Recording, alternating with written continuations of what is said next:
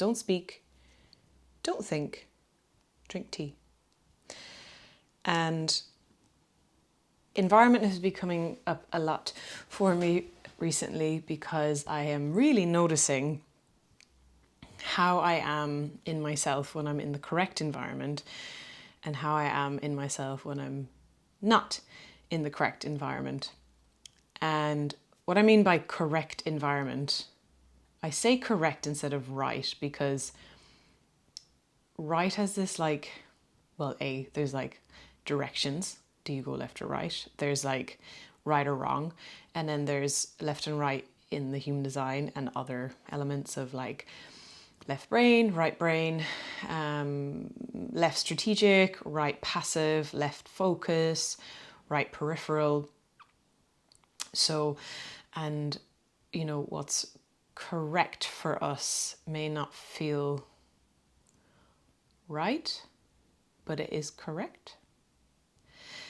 So that's what I mean by that. And environment, I mean like physically, where our body is located. In human design, you can look up your environment on your chart. But it's more of like, what I'm noticing is how you feel in yourself, and are you able to come home to yourself and feel like good and strong and in command in your center, like, that kind of foundation where you're like, I know who I am and I feel safe and solid in my bones.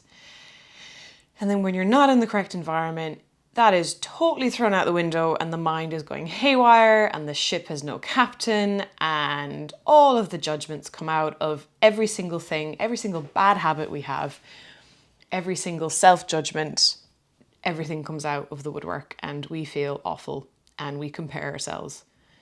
Comparing is a really good indication of when we're like knocked out of balance, because when we're in alignment, we would never compare ourselves to anyone else, because why would I even doubt myself? The decisions I make and who I am and what I do is perfect. And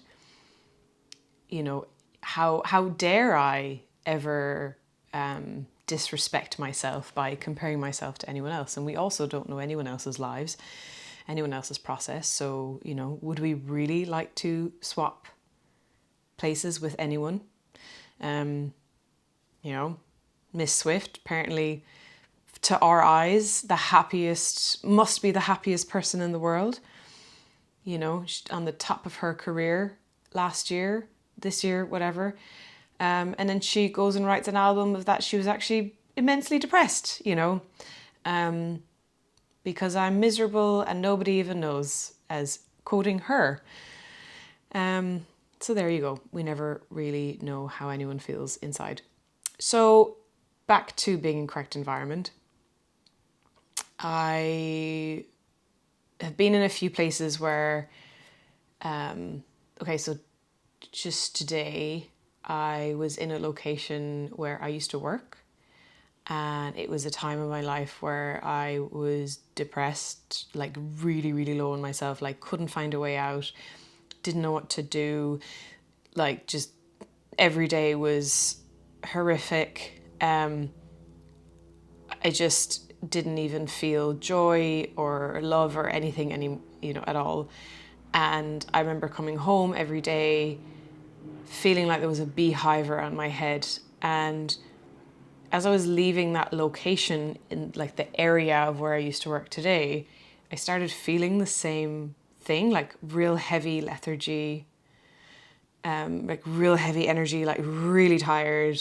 And then I was making decisions that weren't like, I ordered like an alcoholic drink when actually I really wanted some water or a non-alcoholic drink, and I didn't even drink a lot, and I felt like, and then I ordered some food and it wasn't food that actually was very nourishing and I regretted it. So I was making decisions that, when you're like, make a decision and you're like, why did you do that? You actually wanted a salad. Why did you order chips? Like, why did you order cider? You actually wanted water. And I think that's why, like, why did you do that? It's like, because we weren't we were like out of whack of our alignment, is what I believe. And kind of going through that space and just the heaviness of it, and it's a very busy area, transit route, and it just felt awful, and the energy was really heavy, and there were a lot of like, it's not even really safe being there. There's a lot of antisocial behavior and theft and things like that. So you're like constantly on edge, and everyone looks like they're side eyeing because you're like, are you going to rob me? Are you going to rob? Am I going to rob you? Like we're all like, trying to dodge each other. And lots of like fast food outlets, and it's maybe to the next person, it is the correct environment for them. So there's no judgment there. For me, I did not feel good there. I did not feel safe. I did not feel like I could thrive, because for me, I need much more quiet, calm place to be. And then like the person next to me could thrive and absolutely adore the buzz. There are people who love cities and there are people who hate cities. So I am not judging any place. I just noticed that for me, it really brought my energy down. And, just wondering for anyone watching, for yourself, are there places you go to where you feel like you can come home to yourself and feel like really cozy and grounded and centered, like in your center, where you feel safe, where you can relax? And are there places that you just get thrown out of whack? And then with that, with our environment then are the people, which I think is a longer story, because that's where it gets really tricky, because we have made all of these agreements throughout our whole lives, and we end up in relationship with people that actually maybe aren't so good for us. And if this person was just like pure energy, or if they were food, would you like to eat them? I know that sounds really weird, but like when you're with whoever you're around, like, are they like yummy energy? Do they make you feel accepted and loved? Do they make you feel inspired? Do they make you feel like you can do, like that do they make you feel like you are seen and loved and accepted for who you are? And those are the kind of people that are important for us to be around. And I say that slowly because there are people who are correct for us, but they might absolutely wind us up.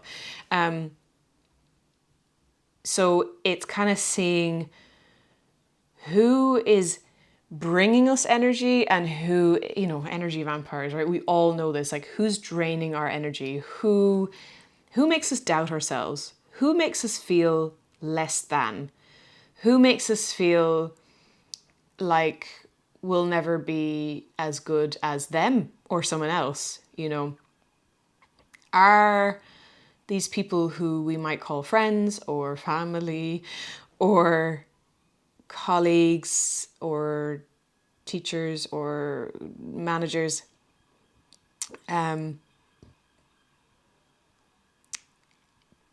do they respect us? And if they don't, do we respect ourselves?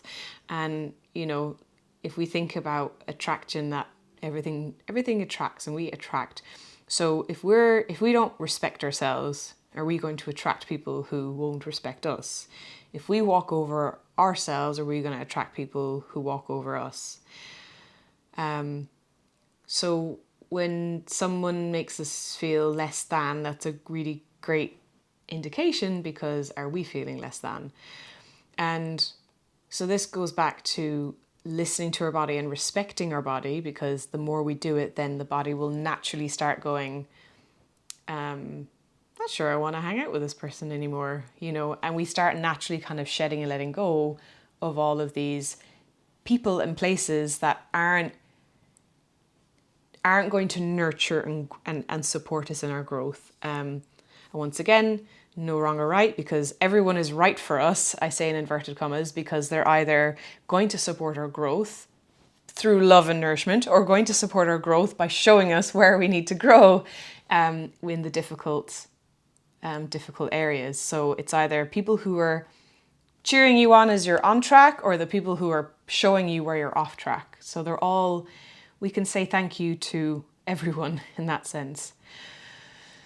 And I had something else to say that was like this magical gem, and it came and it went. So clearly I'm not meant to say it. And yes, the analogy of a sapling, a tree sapling. You know, a tree will never grow unless it's in the right conditions. If you plant a tree in a sink, or if you plant a tree in the soil in a forest, where is it going to grow and thrive, or where is it going to just scrape by? In order for, is it eucalyptus seeds? I think it's eucalyptus. It needs fire to germinate. So if you don't have the right conditions, it's not ever going to germinate. And so I think it's like us. It's like, we'll survive, we'll get by, but are we ever going to thrive if we're not in the right environment, if we're not in the right conditions? So that's my thought.